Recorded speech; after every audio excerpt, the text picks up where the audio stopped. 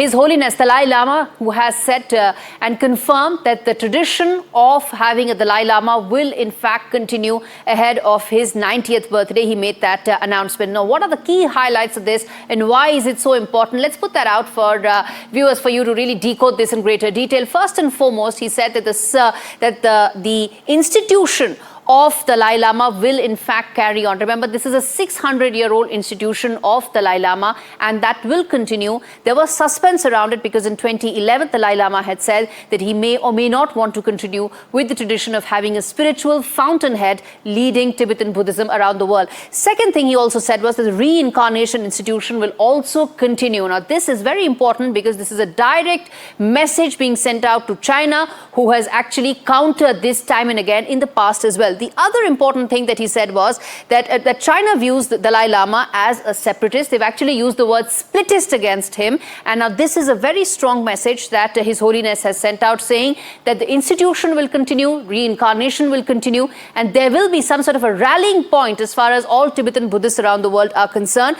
China has repeatedly said that it will choose the successor. They did so in Panchen Lama as well. Twice they have done so, and they will try and do that once again. Remember, the last time that His Holiness said that he's already identified his successor, it's been 30 years since that Lama has not been found or in public has not been seen, because many believe that China actually kidnapped that young child who was 5 or 6 years of age. So China continues or wants to continue that same kind of treatment and ensure that it has complete control over Tibetan Buddhists and their spiritual leader.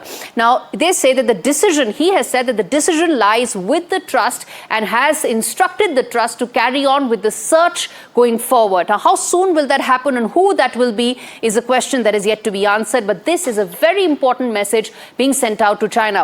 China, by the way, has countered this message by His Holiness to his followers around the world. And let's put that out as well. What exactly has China said? China has put out a statement saying that the successor must be approved by the Chinese Communist Party. Remember, China is being able to brutally crack down the Tibetans. They've done so for 70 years. They will continue to do so. Why is it that this is important? Because it allows them some sort of a legitimacy as far as creating and having that sovereign control over the Tibetan land. And the last thing that they said was, statement after Dalai Lama, shut out China. So that's the backdrop of this. Now, the India-China relationship has a certain overhang of how the Tibetan issue plays out and is likely to do so going forward as well.